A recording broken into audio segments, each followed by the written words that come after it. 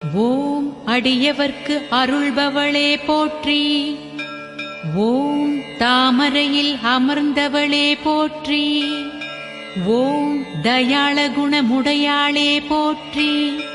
ஓம் தேவர்குலம் தொழுவாரே போற்றி. ஓம் தேவைகளை தீர்ப்பவளே போற்றி. ஓம் ஐஸ்வர்யலக்ஷ்மியே போற்றி போற்றி.